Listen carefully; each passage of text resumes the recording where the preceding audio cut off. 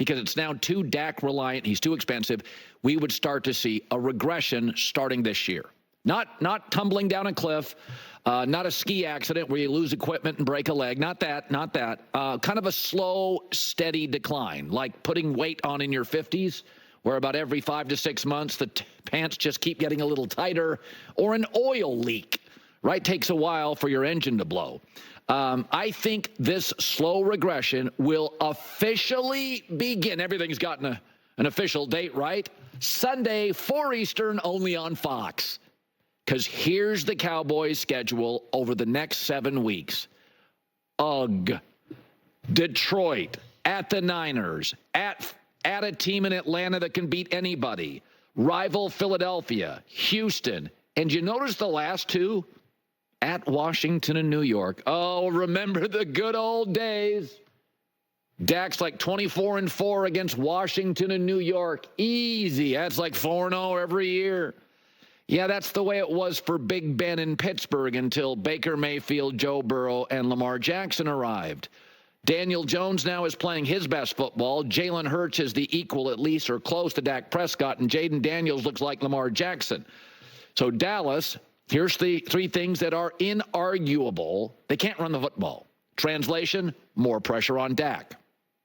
They can't stop the run, meaning bad time of possession team. More pressure on Dak. He gets fewer opportunities. Oh, yeah, in an offensive league where you need weapons, they have exactly one great weapon.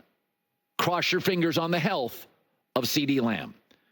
So with what they're paying Dak going forward, the Dallas Cowboys, with an 81-year-old general manager, have got to nail draft picks. They have to find stars in the 3rd, 4th, 5th round. Not good players. They've got to find stars. Do what Pete Carroll did when he got to Seattle.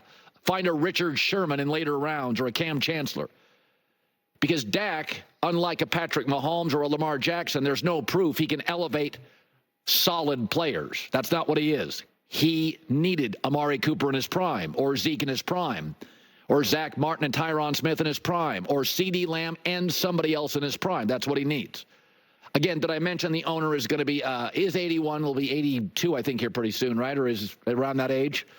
Yeah. And that general manager / owner holds weekly press conferences to inflame situations and force the quarterback and the coach to answer to stuff that's silly.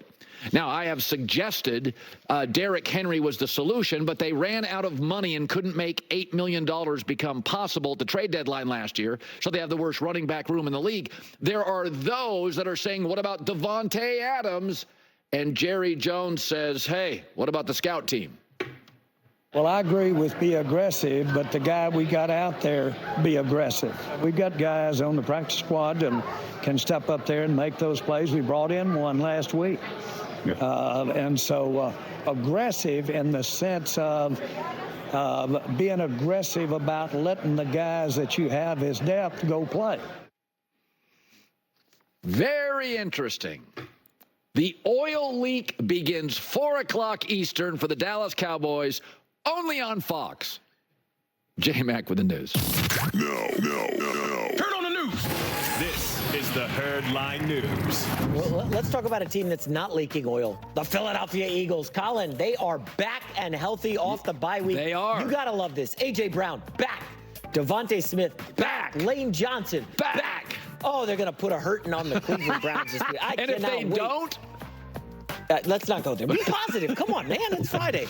We got some stats here. A.J. Brown with the Philadelphia Eagles offense, they are lights out. They've been so good with him. He stretches the field. You can't man him up because he's one of the best receivers in the league. 34 points per game with him. They're down at 17 points per game. The yards and everything. It is very skewed having A.J. Brown as big. Now, Colin, I know we talked about Sirianni's hot seat. Can I just say something about the Browns real quick? Sure. I had to look this up.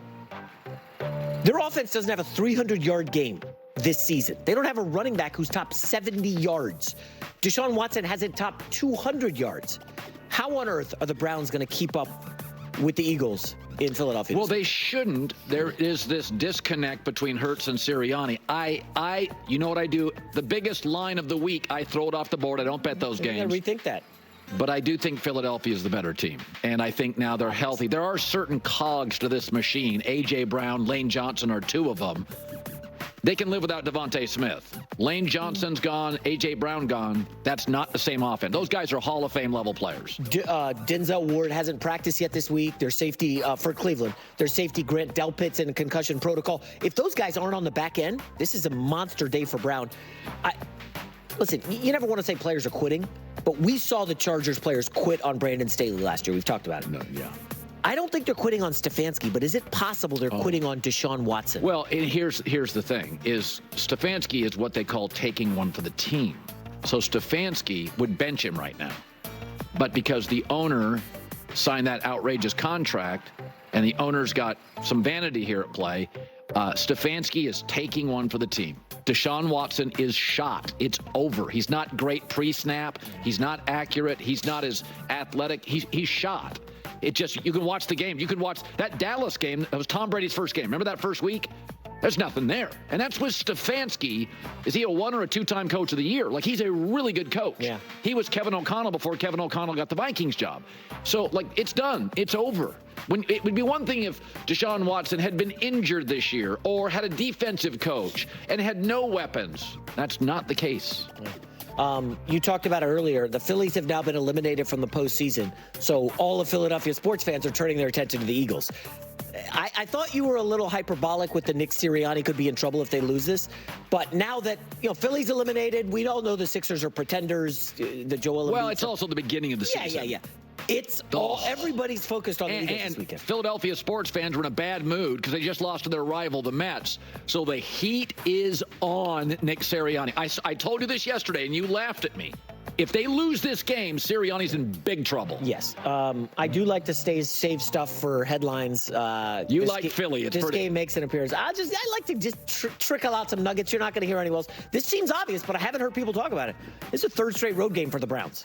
3 weeks in a row on the road.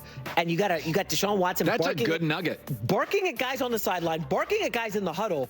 And it's like, dude, you stink. I thought Nick Chubb could revive this team, a shot in the arm, a leader coming back. I don't know, dude. It feels over. Let's move to the Bengals, Colin, one of the best offenses in the NFL. They have been mighty strong. The defense, quite terrible. Yesterday, Jamar Chase made a point that the Bengals are used to starting out like this. This has to be the game we set the standard right here and leave it all on the table. And everyone knows that we're a great offensive team. And we always start slow with our defense. They always get it back at the end of the season and, pick up their pace. I feel like, it won't be too long until we turn this thing around. Jab at the Bengals defense there? Not great. All I know is I get 3.5 points with slinging DJ Danny Dimes Jones. This is going to be, oh my gosh.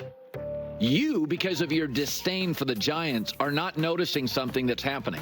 Tell me teams in the NFL right now that have a better O-line, D-line combo than the Giants. I'll wait. Niners, O-line, no. Thibodeau's out. Thibodeau's going to be missing. That's a big loss for them. He's good. What are you shrugging your shoulder at Thibodeau? Come on, you guys pick. Everybody in the world had Cincinnati last week. All the wise guys in the Sharps have Cincinnati. I'm like, stay away. It's Lamar. They can't stop anybody. They had that game locked up, okay? Oh, yeah. Who's the coach? Zach Taylor fumbled the bag on that one. Okay. Jeez. Okay, sure. You seriously, Giants are a play for you? I have been on the Giants for 3 weeks. Once they beat Seattle and controlled the line of scrimmage, it's like, okay, I'm going to stop. I said 3 weeks ago on the show, is anybody watching the Giants? Offensive line. By the way, Malik Neighbors. Yeah, but what's going on with him?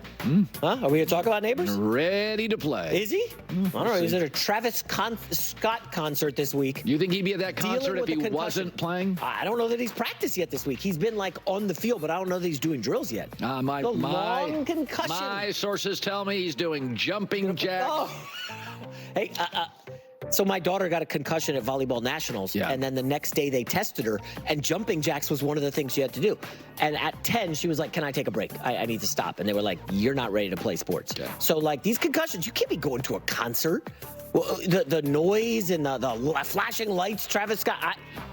My gut tells me Neighbors doesn't play.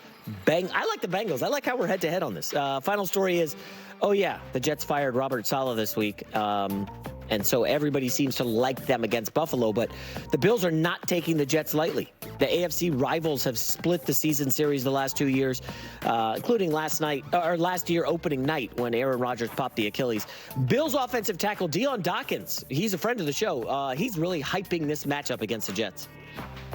Sean is going to cause some tension because that's what it is. Like, who wants to play when